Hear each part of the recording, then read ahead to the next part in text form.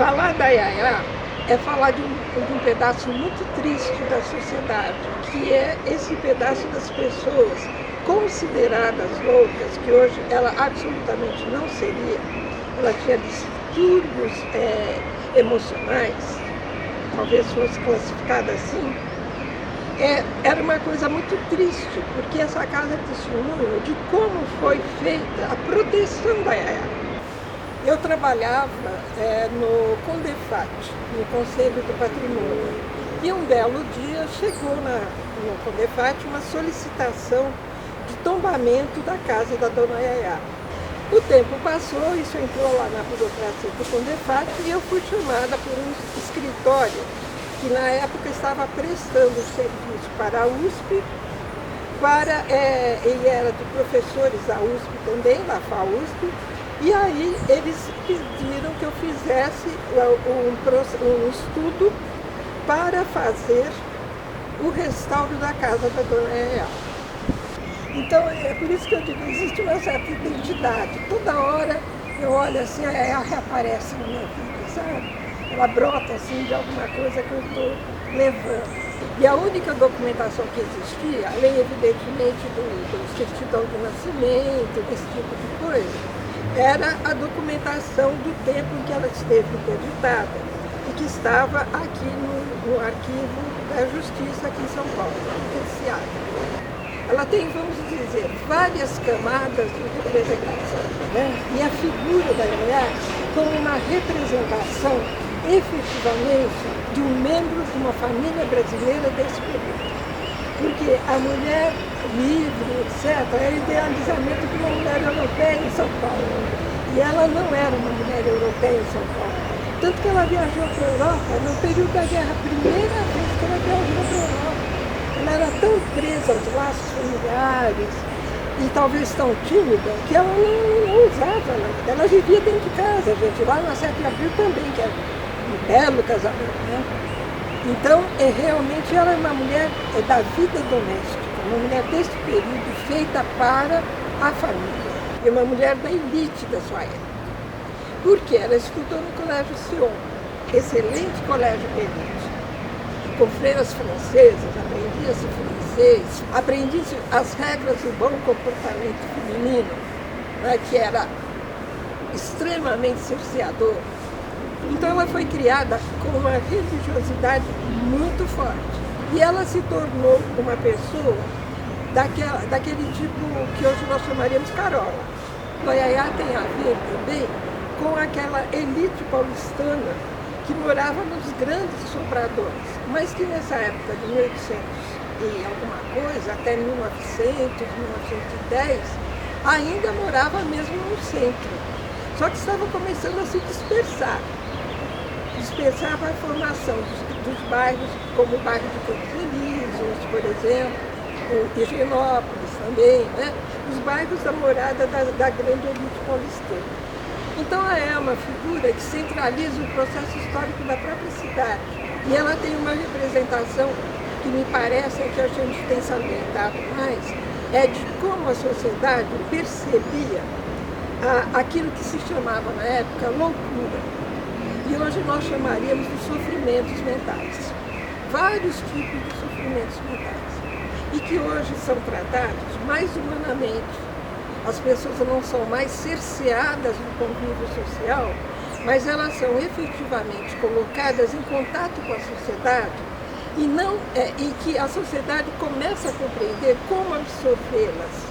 Que elas têm um lugar nessa sociedade, que elas não precisam viver apartadas do que está acontecendo em favor do seu próprio restabelecimento emocional, né?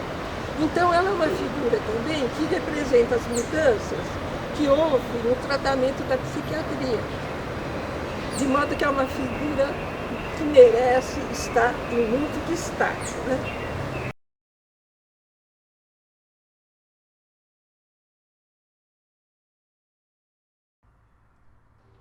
Eu acho que ela não tem muita importância na minha vida. Eu acho que ela tem importância na história da minha família.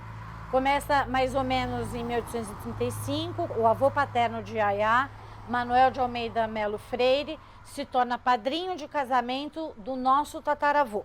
Mais tarde, o Manuel é convidado para batizar a primeira filha do casal, Caetana de Almeida Grande. E em 1887, Caetana é escolhida para batizar Iaiá. Eu ia na casa da Iaiá de vez em quando. Somos 5 irmãos, né? Sou filha da Brasilina. E a gente ia fazer visita sábado à tarde, domingo à tarde. A gente não sabia direito onde a gente estava. Depois que foi construindo, que veio, mas não, a gente ia lá para ver minhas tias, que ficaram na casa até Georgina, que foi a última que cuidou de Iaiá, junto com Elisinha, quando ela atingiu acho que 100 anos e veio a falecer, eles saíram da casa. Tia Elisinha fez uma promessa no leito de morte de Elisa Grande, a quem chamava de Mamãe Elisa. Esse aí eu vou ler para vocês. Eu, como já foi dito, sempre vivi em sua companhia e a ela me dediquei inteiramente, como prometera a Mamãe Elisa. Ao Supremo Criador agradeço as graças que me concedeu levar a termo de missão que me foi confiada. Foi espinhosa, é certo, exigiu todas as renúncias, privou a minha mocidade de distrações que lhe seriam próprias. Não foi tempo perdido, entretanto. Fui feliz em poder proporcionar à minha querida madrinha todo o conforto que só mesmo o amor poderia proporcionar. É isso. Ela me ensinou muita coisa. Ela me ensinou o que é uma amizade verdadeira, o que é você se doar para alguém, porque quando a minha tia diz que era uma solidão sem fim, mas que valia a pena por causa do amor, é isso que eu vou aprender, é isso que eu tenho dentro de mim.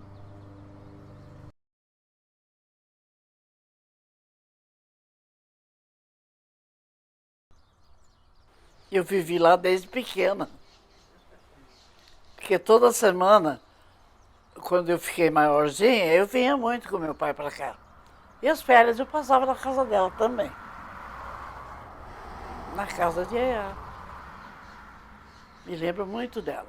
Eu conheci Iaiá desde pequena e conheci os médicos dela também. O primeiro médico dela era o Dr. Franco da Roça. Iaiá pegou a minha tia e os filhos e levou para casa dela. 11. Pôs no colégio, os menores ficaram na casa dela. Eu via a minha tia olhando o Iaiá pela janelinha. Eu via tudo isso, né? Tinha um bolo de aniversário? Conta essa história pra Não, eles. não era bolo Não, de não, mas aniversário. conta desde No o aniversário começo. dela tinha um grande almoço para o curador, para todas as pessoas, porque a Iaiá tinha amigas que frequentavam a casa também lá, além da Rosinha.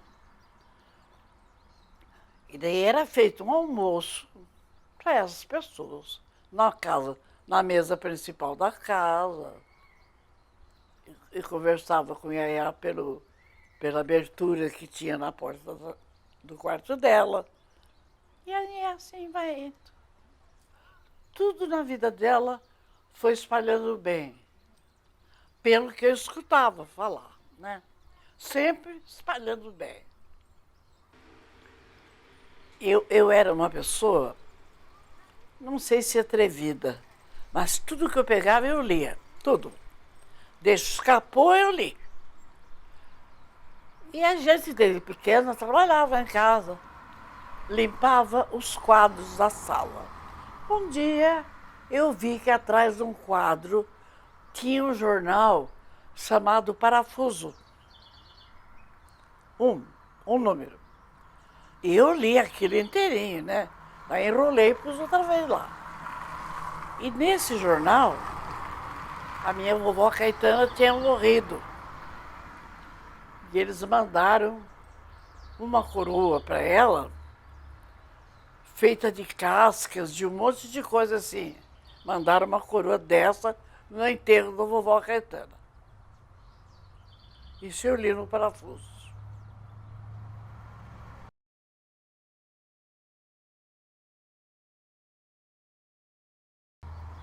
Eu sou Amelinha Teles e eu sou conhecida como feminista, mas também como ex-presa política. Eu fui presa política na época da ditadura militar, aqui em São Paulo, em 1972 e 1973. Nesse tempo que eu comecei aqui no Bexiga como moradora definitiva, eu sou até hoje, eu como feminista e outras companheiras, nós falamos, nós temos que ter uma organização nossa, uma organização de mulheres, que é a União de Mulheres de São Paulo, que tem até hoje. Nós aqui fizemos muitas reuniões, aqui na União de Mulheres, já com a Ruth Escobar e com outras feministas famosas. Eva Bly participava dessas reuniões, o Bloco. O Bloco, eu falar a verdade, quando falou de Bloco, eu falei, ixi, meu Deus do céu, isso não vai dar certo. Mas deu certo, porque nós saímos, olha, até 2020 nós saímos, de 2001 a 2020, nós saímos todos os anos, né? Então chegou uma hora que nós vimos que a casa da Dona Yaya, abandonada daquele jeito, e a gente não conhecia a história dela, porque ninguém conhecia aqui não. Aliás, pouca gente ainda conhece a história da Dona Yaya. O objetivo do bloco inicial era realmente divulgar a Dona Yaya. Mas ele foi se estendendo para as manifestações atualizadas da política e foi se estendendo também. Dona Yaya, ela é um patrimônio nacional, no mínimo, né? Não é para ficar só no Bexiga, a história dela, tudo que aconteceu, né? Foi aí que o nosso reencontro. Foi a Dona Yaya, a casa, fez com que eu me reencontrasse com a Marli. Todas as vezes a gente procura chamar a Marli para fazer um seminário, a gente faz um seminário da Dona Yaya, depois escolhe a temática do ano. Então, nós já escolhemos tudo quanto é temática, cárcere privado, violência contra as mulheres sempre tem creche. Existia essa ideia dela, que ela era louca. E quando nós começamos a falar dela, a gente já falava dela, contava a história do nosso jeito, que a Marli mesmo fala, vocês criaram uma Dona Yaya. A Marli fala assim, nós temos direito de criar, né? É uma situação mais frequente do que a gente imagina, né? As mulheres são muito silenciadas, são muito desconhecidas na história, não são lembradas, né? E quantas mulheres tiveram essa história minha e a história dela?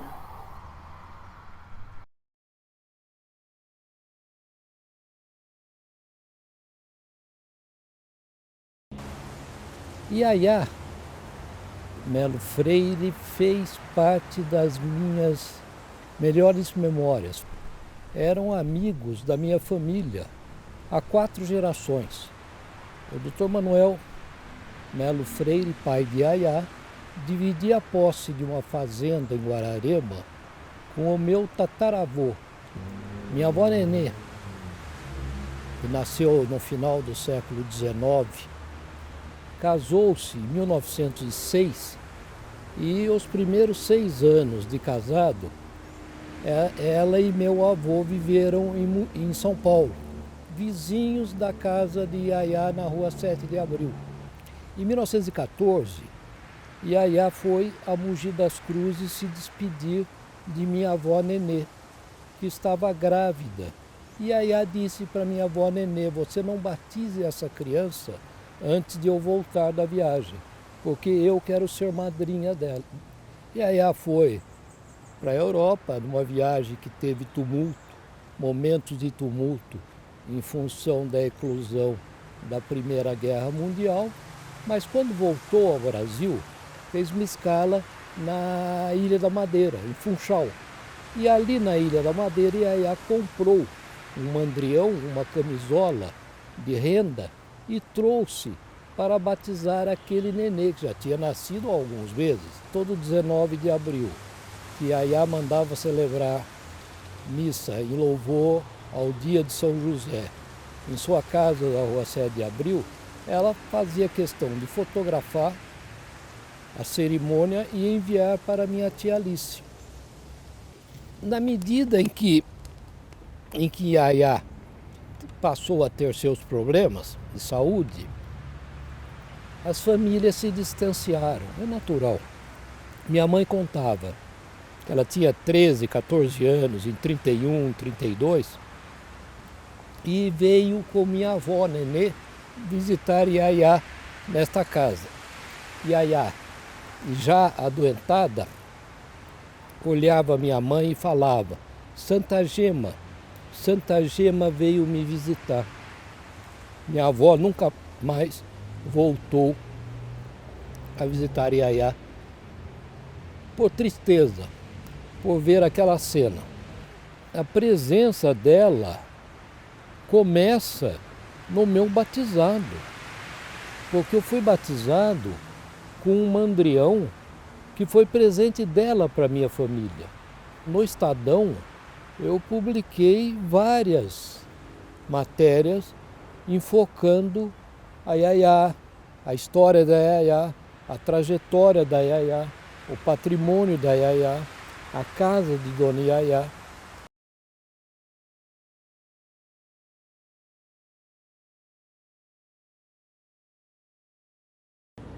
Vim fazer mestrado aqui em São Paulo, na FAUSP.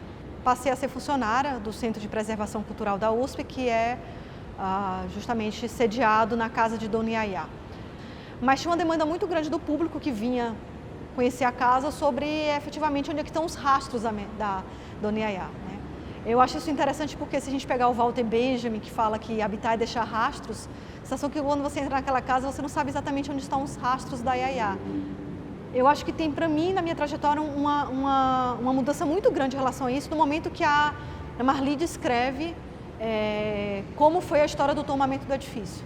E quando ela conta como isso se transforma na medida que você vai entendendo que aquilo era um espaço, um sanatório particular, de aprisionamento, de como essa mulher foi resguardada, anulada naquele espaço. Então, acho que faz toda a diferença. E para mim, acho que a minha virada, acho que em relação a tentar entender os edifícios além de sua arquitetura, né, mas muito a partir dos seus usuários, vem nesse momento. Então, acho que daí eu começo a entender, me aproximar das questões de gênero, por que é essa mulher que está excluída, por que é essa mulher que está aprisionada, por que essa mulher vai ser apagada.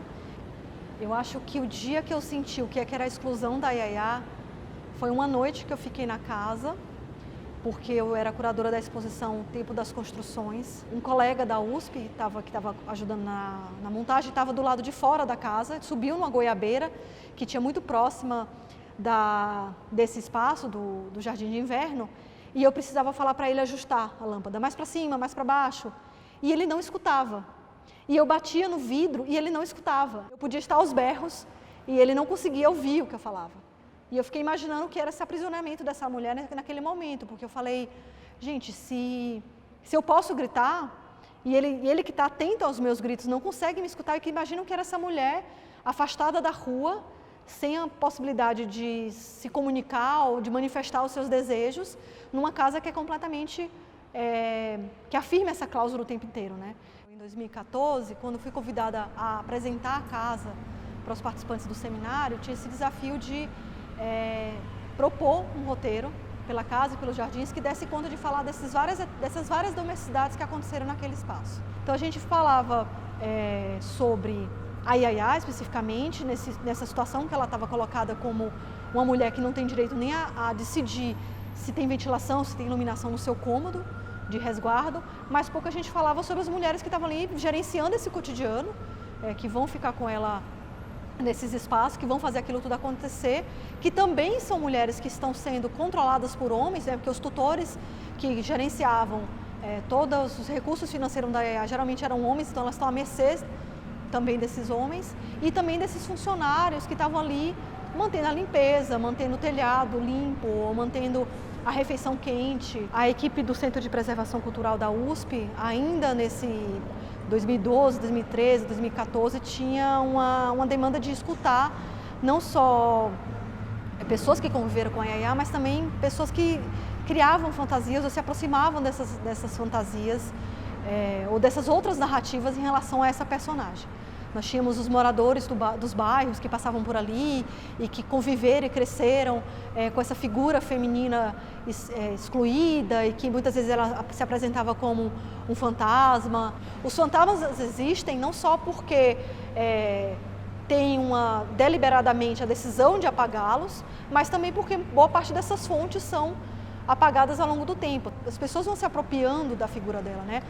Grupos feministas, grupos mais católicos, ora o Yaya aparece como uma mulher que resiste, outro como uma mulher que foi massacrada, outras vezes como mulher à frente do seu tempo, porque ela fotografa, porque ela dirige carro, porque ela viaja para a Europa. Então, é um desafio gigantesco lidar com a memória dessa mulher. Então, eu tenho, na verdade, muito carinho pela casa, muito carinho pelo CPC, pelo órgão que está lá sediado e muito carinho também por essas novas descobertas. Foi um momento de troca muito grande e que vem muito a partir da figura da Yaya.